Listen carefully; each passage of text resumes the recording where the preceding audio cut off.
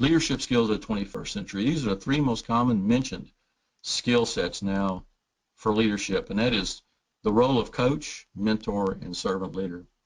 If you really look at all the leadership materials that's being published today, you're seeing these three terms most commonly used interchangeably when they're basically different. But certainly, everyone needs to be developing understanding. The number one I see is the servant leadership, particularly if you're the leader of your organization. You might want to do some research at Robert Greenleaf Institute of what is servant leadership? How can you put other people before yourself?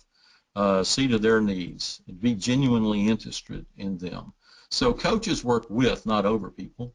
Mentors model and facilitate. And finally, servant leaders care for their subordinates and put their interests and well-being even above their own. In other words, do you love your coworkers and truly care for their welfare and attend to their needs before tending to your own? That's that every leader in an organization, these leaders could be first-line supervisors, managers, or directors. And he uses the metaphor of the bus to represent the organization. He says that one of the most important jobs you have is get the right people on the bus. Once you have the right people on the bus, you need to put those people in the right places on that bus. In other words, put them in the right jobs. The success of this process will start at hiring.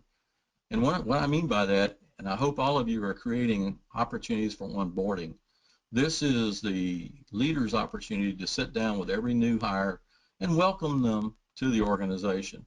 But not just welcome them and have a short conversation, but genuinely have a conversation between this new hire and you, and then create a face-to-face opportunity.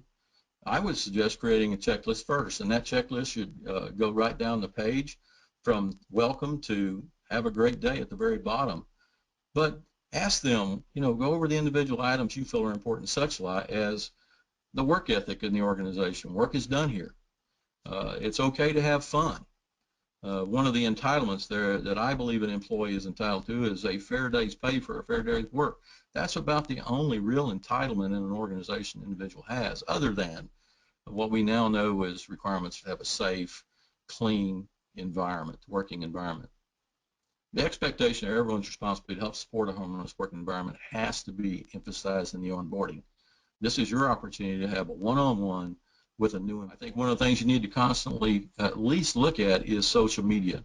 It's such a real time issue in many workplaces. You need to have a social media policy, and you need to let them know what that policy is. And this is even more important within a criminal justice environment, where we know that everything that's put on social media can be seen instantaneously and go around the globe in minutes. But make sure you also ask about personal and professional goals when you're going on onboarding, so you get an idea how you can help this individual achieve those goals, and also may even give some of the goals that you expect them to develop while in the organization. Ask them about them personally. Learn names of their spouses, children, pets, hobbies, and interests. You have to be seen as genuinely interested in these people, and you really need to believe that. Share some of yourself as well. They need to know your interests and what you're doing. But at the end, let them know that you're glad they're with you, you're part of the team, and then you're going to go, then you're creating this expectation.